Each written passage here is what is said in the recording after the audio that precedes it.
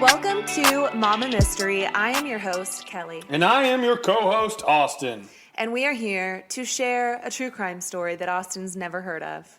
Shocker, because I've never heard of any of them. So, I do apologize that this is a little bit late because usually I post like Thursday night so that they post early Friday morning and everyone has it for Friday. But it is Friday evening currently. We're a little behind because we went on vacation. We was beaching. So freaking sue us. Freaking sue us. What are you going to do about it? We went on one vacation. Yeah, one vacation. You're going to sue us over it? Yeah, get over it. You guys are freaking...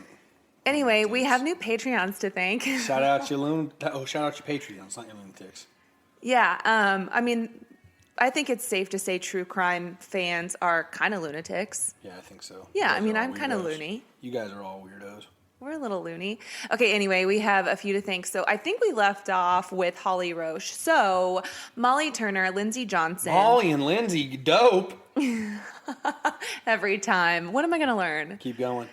Taylor Hartzell. Woo-hoo. And Brandon Chauffeur, which I think actually might be Carrie Chauffeur under her husband's email address. If I'm right, you let me know. Using your husband's money to pay for a Patreon. But when I saw the name, it said Brandon, but I was like, I imagine it's probably Carrie, actually. Anyway, who cares? You guys don't care. Carrie cares.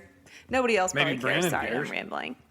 All right, so today we have a crazy story. I've been wanting to cover this for a while. I started covering it like a couple months ago. Like I started writing the episode and then I got distracted and I never finished it. And here we are. How many hours do you put in an average episode, Kelly? Because it's a lot. It's a lot. I usually put in about 4 to 5 hours per episode. And sometimes 7 or 8. Sometimes more if it's a longer. And sometimes she's watches like every documentary under the sea about them that you guys can't even find because she's so deep in the archives.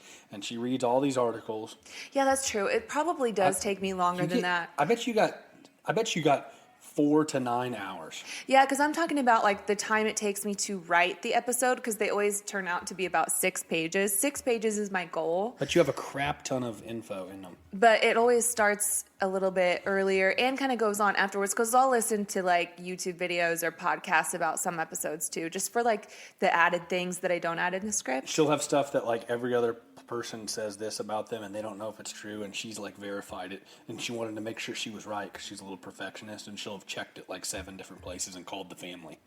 I don't call families, and I'm not always right. I'm sure there's times I've made a mistake. Like, for example, last episode, remember I was confused on how to pronounce that place, Chile, that looked like chili? Mm-hmm. It's Chilai. Someone told me, Chilai.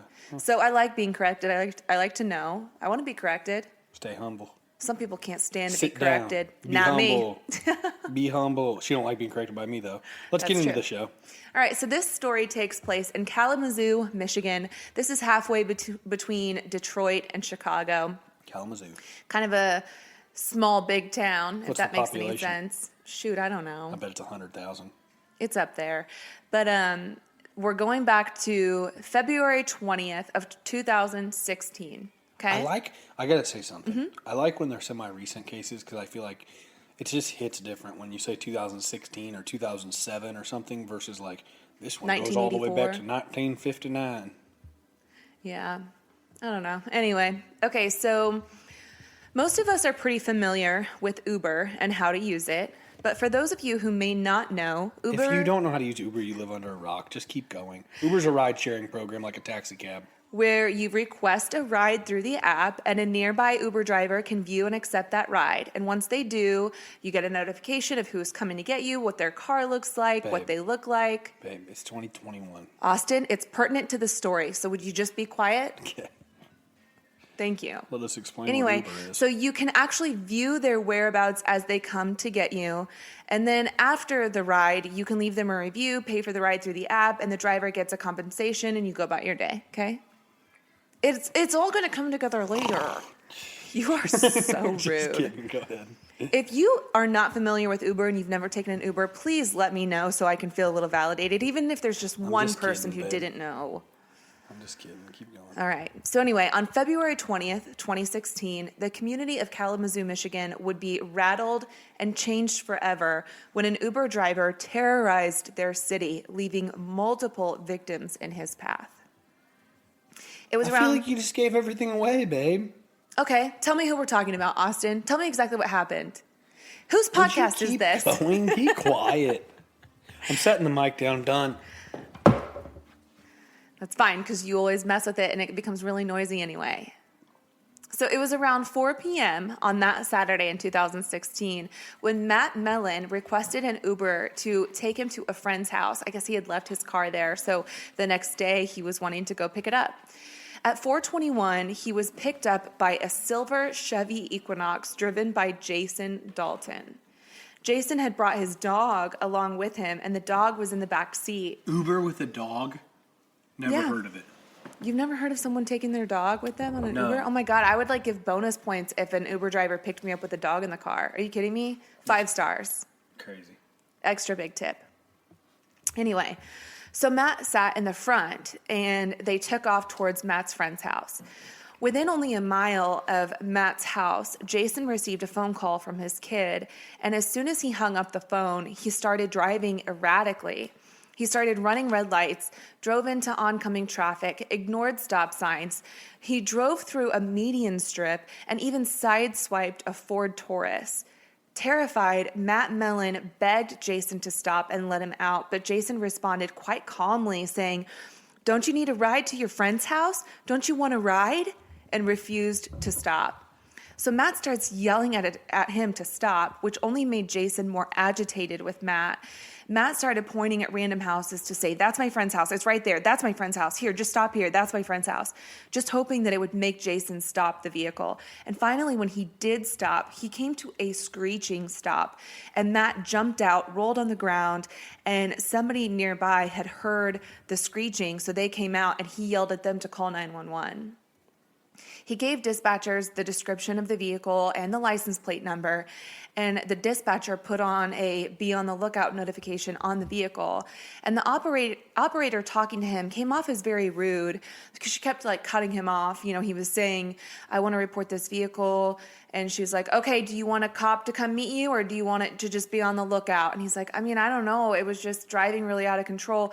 And she's like, "I understand that. What I need to know is if you want a cop to come out and meet you." And she was just... That would piss me off. Yeah, she was really... I mean, especially now. But you also have to understand, though, they get calls all the time for erratic drivers. And the police can't really do anything about it unless they see the erratic driving for themselves. And there was no way of knowing how this day was going to end up. But I'm sure it eventually became a learning opportunity for the dispatcher and the police after all of this happened. But this was only the beginning. So... at this time, Matt also filed a complaint within the Uber app and emailed the app's customer service directly because at this time in 2016, Uber didn't have a customer service phone number, so there was no way he could actually call anyone directly. Man, so many new tech companies do that, and it's infuriating. Yeah. You can't call Robinhood. You can't call Airbnb. I don't think if you do, you don't get anybody. Even a lot of these big tech companies, I think Airbnb, like eBay, they have phone numbers, but you can't get anybody. It's you call and it's a recording. Yeah, it's infuriating. And maybe it's a way to save money. Maybe it's because they're starting out as small. You know, at this point, Uber was new to Kalamazoo because remember when it was first coming out, it wasn't in all cities. Like our city, it wasn't here. For sure, but they still had stupid money. Yeah. But anyway, what I'm saying, though, is that in itself is terrifying because this person's life was depending on someone else's, mind behind the wheel. Like Robinhood, I get it. It's your money. eBay, it's your money. And I get that. I get the frustration of wanting to talk to someone directly. But in this case, it was a guy's life at stake and possibly future other passengers' lives at stake. So anyway, now... in 2021, there is an option to call the Uber helpline directly from the app, and you can also call 911, I believe, directly through the app. So they've streamlined a way to, file their complaints or, deal with this kind of thing. But anyway, at 4:34, Jason returned home, and he called his wife to ask for the keys to their Hummer H3. She had them with her, so they planned to meet at his parents' house. Before he left, he loaded up some of his weapons. He had a Glock 19 and a bulletproof vest. On the way to meet his wife at 5:15, he got another notification from Uber, and it was a ride request from a 15-year-old girl named Macy, who requested that the driver pick up her boyfriend at an apartment complex called The Meadows. When he arrived, Jason didn't see Macy anywhere because I guess the address she gave him was maybe to her apartment, but she actually tried to change it and go to like the main lobby, like the leasing office instead. So he didn't see her. He starts calling her phone to ask where she's at, and he starts getting really upset and irritable with her before he finally just hung up on her. And then he pulls up in that complex, pulls up to a woman named Tiana Carruthers.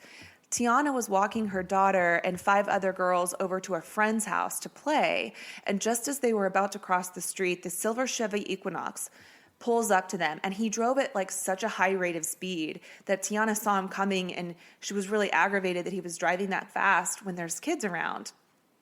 So Jason rolls down his window and asks if she is Macy, and Tiana says no, and she admits that she says it kind of rudely because she was pissed that he was driving like that with kids around. Mm-hmm. So he drives off, but Tiana keeps her eyes on him because she notices how fast he's driving through this complex. He whips his car back around, comes back toward Tiana and the girls, slams on his brakes, pulls out his gun, and points it right at Tiana. She screams at the girls to run, do not come back. Tiana starts running, but falls after being struck by a bullet. Jason fired 15 rounds, and 4 of them hit Tiana. What? Multiple neighbors heard the shots and came out to see what was going on. Tammy George, one of those neighbors, came out and saw Tiana, who was asking about the girls. Are the girls okay? Are the girls okay? Because they all just ran.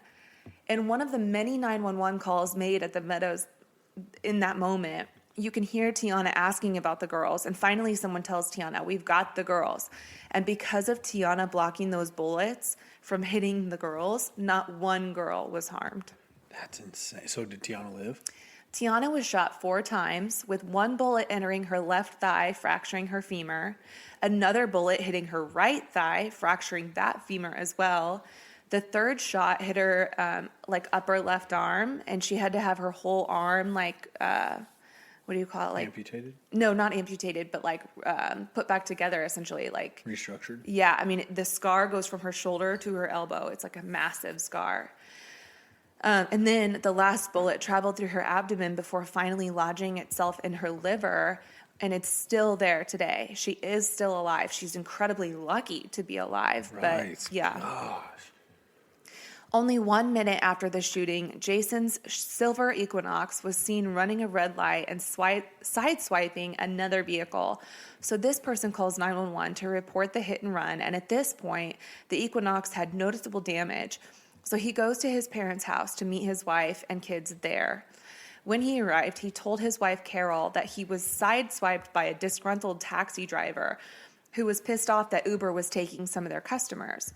So when he left to continue working, he took his parents' Chevy HHR instead. But before he left, he handed Carol a gun, instructed her not to go to work Monday, not to take the kids to school Monday, and said, I can't tell you what I'm about to do, but when you watch the news tonight, you'll know it was me. What the hell? This guy's a lunatic. And unfortunately, Carol never called authorities that night. And what an idiot. Yeah, I mean, I feel bad for Carol because, and we'll touch on this later, but I mean, there was no way she could have known that this was coming. I mean, he never let on that this was ever going to happen. I feel bad for her because, I mean, I know that she ultimately feels bad for what her husband has done. But when you ultimately say something like that, what did he say? I mean, his quote was what? I can't tell you what I'm about to do, but when you watch the news, you'll know it was me. Yeah, that's a problem. Yeah. It is. It is. I'm not disagreeing with you. I'm trying to have a little compassion for Carol because she's not the one who did what her husband did. I mean, obviously, in hindsight, she wishes she would have called and warned somebody, but she didn't. Jeez. So he leaves his parents' house and continues picking up fares. But nothing remarkable happens during these rides. The only thing that the passengers noted was that they were expecting a silver Equinox and a little black HHR pulls up.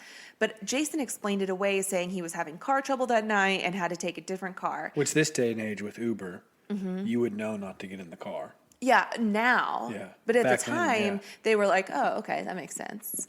Gosh. And Jason's picture, like his picture is in the profile. So like they can recognize his picture. If he's in a different car, it might not be He can talk it away, yeah. So at 10:01 that night, Jason pulled up to a Kia dealership. Rich Smith was there with his son Tyler and Tyler's girlfriend Alexis. Tyler was interested in buying a truck, so they were there after hours just checking some out and came upon a Ford F-150. Alexis stayed in the car while Rich and Tyler were out looking at it, and that's when Jason walks up out of nowhere.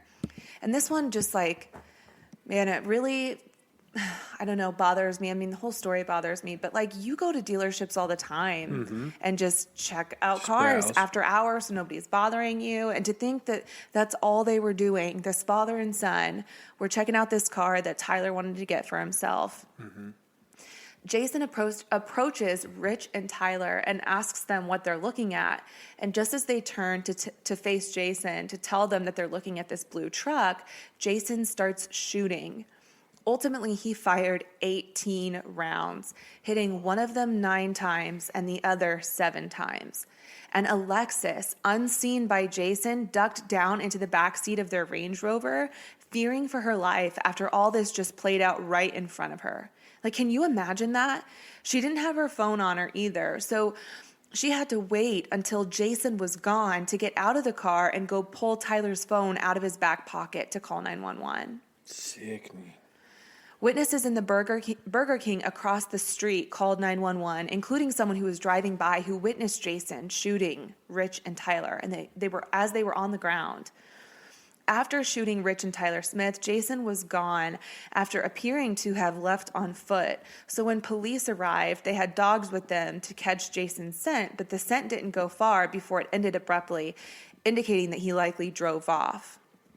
Police at the time weren't tying the two incidents together yet because these were two totally different scenarios. Like one guy is in this Chevy Equinox and this other guy is on foot, and they're so random.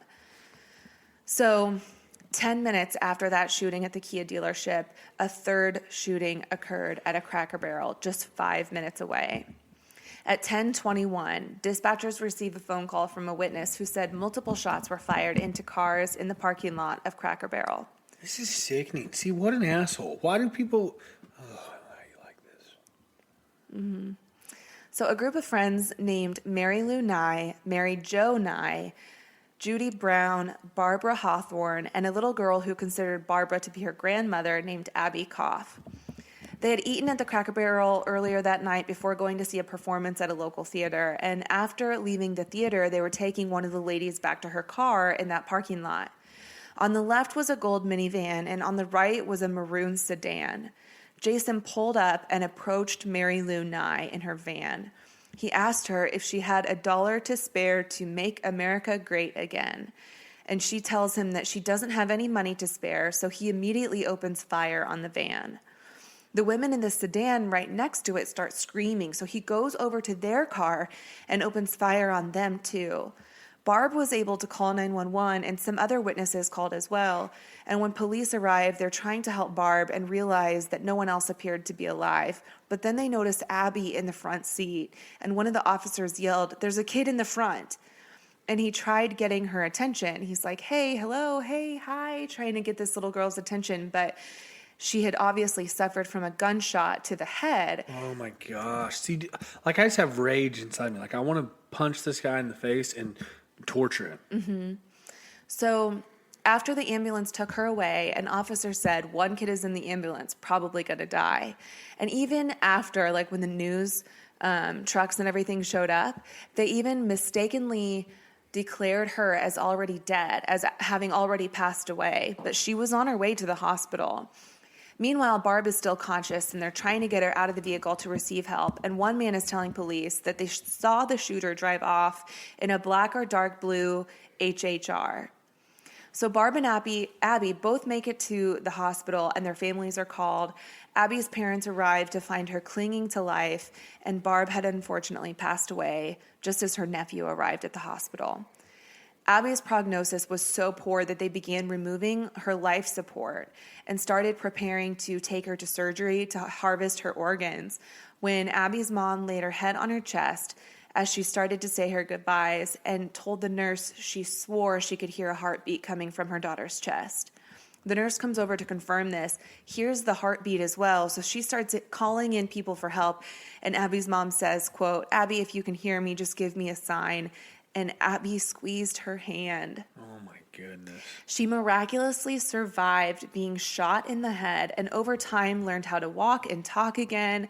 In an episode of 2020 called The Deadly Ride, Abby is interviewed by Matt Gutman, and it's just amazing to see how far she has come. She carries on conversation with no speech impediments or any other indications that she's survived a gunshot to her freaking head, other than the fact that she does have like a little bit of a dent. I got the freaking goosebumps. In her skull. So, I mean, there's like a little bit of the silver lining that Abby did survive. She's still alive today. And that's crazy. She said, "Give me a sign," and she squeezed her hand. Mm-hmm. Gosh, that's nuts. I know. I've been like an emotional mess all day because my best friend had a baby today. But when I was watching the 2020 episode, I was literally just crying. Like watching Tiana Carruthers interview, I'm just crying. Everybody, I'm just like. So there's a long 2020 episode on this? Yeah. So, meanwhile, Jason is still driving around and accepting Uber fares. And at this point, the news of the shootings are being broadcast on the news and radio, so people are becoming a little more aware. However, they're being told that the shooter is driving an Equinox. So when Jason arrives in an HHR, some of his passengers are even asking him if he is the shooter. They're like jokingly saying, "Are you that guy that's going around shooting people?" And he's like, "No, I'm just tired." What? Literally, that's what he was saying. No, I'm just tired. Mm-hmm. No, just tired. At 12:36 that night, after pulling over multiple HHRs, police finally approach Jason Dalton's vehicle and pull him over. They approach the vehicle with their guns drawn, and Jason gets out of the car, cuffed, and put into the police car peacefully. Like, didn't put up a fight at all. Oh, I thought you said he got out of the... I took that like you said he got out of the car cuffed, like he was already cuffed, and I'm like, what? No, yeah, he got out of the car, got cuffed, and then got put into the police car. Yeah. He got out of the car cuffed. I'm like, what are you talking about? No. So who is Jason Brian Dalton? Jason Dalton grew up in Indiana and moved to Kalamazoo during high school. In school, he was co-captain of the football team, made good grades, got along well with his peers. As an adult, he married Carol. They had 2 kids together. They were married for about 20 years, and Jason worked as an insurance adjuster. He liked to work on cars. He did have an interest in guns, but all the guns he owned were legally purchased. And those who knew Jason have said that he was always upbeat, nice, friendly, gregarious. Nobody saw any of this coming. Jason became an Uber driver shortly after Uber came to the city of Kalamazoo. And he had only been driving for about 2 weeks, but he was saving up money to take his family on vacation, so he thought this would be a good stream of extra income. And he had decent reviews from previous riders. So what on earth would cause a seemingly normal 45-year-old guy to just snap and go on a murderous rampage? Well, according to Jason, he had an answer. Jason said that on that fateful day in February of 2016, he opened his Uber app and it just took over his body. He said that when the app opened, he saw the Masonic Eastern Star, tapped it, and then the app displayed a devil's head. So he tapped that, and once he tapped that, he said that's when all the problems started. He said, quote, "It was red when it first started and switched from red to black. And then when it switches to black mode, it has complete control over you." Oh my gosh. So he's literally claiming that this app completely took over him. And the way he's talking to the investigators, he's like, "I know this might sound unusual to you, but, you know, this is the deal. The app took over my life." Mm-hmm. Jason had no criminal record, no history of marital trouble, financial trouble, or mental health issues. In fact, his parents had said he was just here for Christmas and he was normal. Everything was fine. So there was literally nothing that could have prepared those who knew him for this. It came as a complete shock. It kind of reminds me of the Chris Watts case because nobody ever would have thought that Chris Watts would be capable of killing his wife and kids. but then he did. And it was just like really hard for people to imagine that this quiet guy like kept to himself. The weird thing about these stories is this is so often how it goes. So like, often. I would have never expected that. And so here's the thing. Mm-hmm. What it really comes down to is like 98 out of 100 people you would never expect to be the killer of people. Mm-hmm. And then there's two people where it's like, yeah, that doesn't surprise me. But like, yeah, no, you never expect anyone to do anything horrible like this stuff. No. So it's always unexpected. We always note that, and I think it's worth noting, like people's people telling you what they thought their character was. And I think that's interesting. But that's how it is every time. Almost. Yeah, because then you have time. like the Kansas City Butcher who, I mean, he was kind of a creepy dude, and Todd Colehep and the guy that killed I said Kevin Bacon. I said 2 out of 100. We've done 50 episodes, Yeah, that's and I true. bet there's like 3 people. So probably 6 out of 100 would be expected. Yeah. But yeah, like 94 out of 100 are like, yeah, no, you would never think that. Yeah. See, I think it's reverse. I think like more often. Oh, I see what you're saying. I'm saying more the majority often of people it's someone you would never expect. No, majority of time you would never expect it. Really? I don't think so. It's like every episode we talk. It's like, and this person was a completely these are the normal ones that person stick that out. snapped. Yeah, but that's just because these are the ones that stick out. Like, these are the ones that are so notable because, and I think that's why it makes it, I mean, obviously his case was an extreme because it was an Uber driver. I mean, like, it's just something so out of the blue. But there are so many other serial killers we haven't covered who have shown signs. But like when stuff happens on the news, all the shit they report, it's always like, man, he was such a good guy. We would have never seen this coming. Yeah. That's what you always hear. I don't know. I mean, I feel like with some people you can see it coming. Like, it always manifests from, someone being a dick to animals to then, abusing children and eventually adults or whatever. Like, you can kind of see a trend. And then there's some people who just out of nowhere just snap. Yeah. Yeah. The book I'm reading right now, I think it's called Tell No One. And I'm not going to be on that episode if she ever talks about it. I don't think I'm going to talk about it. It's about Michelle Notek, and her last name is spelled Knotek.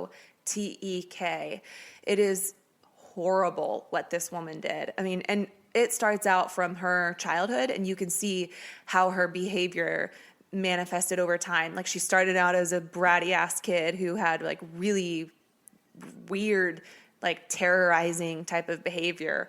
And then it manifested into adulthood where she became a serial killer. So, like, there's things... And what's the book called in case there's any other weirdos like you? I think it's called Tell No One. But if you look up Michelle Notek book, then it'll come up. I'm, like, about 3/4 of the way through right now. That's what I chose to read on vacation. How weird am I? But anyway. So, back to the story. When it came time for legal proceedings, he was tested for his mental competency. Oh, my God. I always freaking struggle with this word. Competency, and passed.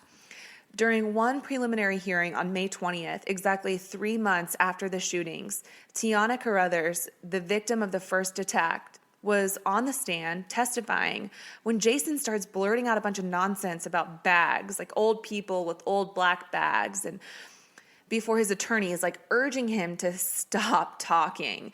Tiana starts crying and is trying to compose herself when he starts yelling, "Take it, take it, take it," which causes Tiana to just completely lose it. And you have to remember, this is only 3 months after she was shot 4 times by this psychopath. He's just saying a bunch of nonsense. First, he's saying it's the bags. It's those old black bags and those old people. And then he's just blabbering. It's a bunch of nonsense. So the officers in the courtroom grab him by his orange jumpsuit and they start leading him out of the courtroom, and he's refusing to get out of the chair. And he's a big guy. He looks like he's like 12 months pregnant in this jumpsuit. And they're like guiding him out of the courtroom, and he just lets his feet start dragging, much like you would see like a temper tantrum from a 4-year-old in like a Target who didn't get what he wanted, like getting dragged out of the store by his feet, refusing to help walk. That is what he's doing. And it's clear he's just trying to act like a crazy person and take advantage of this situation while he's in front of a judge so that he can claim that he's insane. And on June 6th, his attorneys announced that they will be presenting an insanity defense. So he had to go undergo another psychiatric evaluation, and it was supposed to last for at least 60 days. And the trial kept getting stalled and pushed back, and the results of his evaluation finally came back and showed that he did not meet the requirements for an insanity defense, that he was mentally competent, even though he was just acting like a lunatic. So on January 7th of 2019, Jason finally gives up, pleads guilty to all the counts against him, which included 6 counts of murder, 2 counts of assault with intent to commit murder, and 8 counts of using a firearm during the commission of a felony. And he was sentenced to life in prison with no chance for parole. Freaking idiot. Yeah. I mean, man. What's his wife say after? I don't know. I know that she feels horrible for the families. I mean, you have to think, like, this woman she's kind of a victim in this too. Like, she had nothing to do with what her husband did. He just snapped and went off the deep end, and she had no idea that it was coming, had no idea it was happening until he, made that weird paranoia type of comment. But, like, now she has to live with this, and she's got 2 kids that she has to raise whose dad did this. I mean, I feel really bad for them also.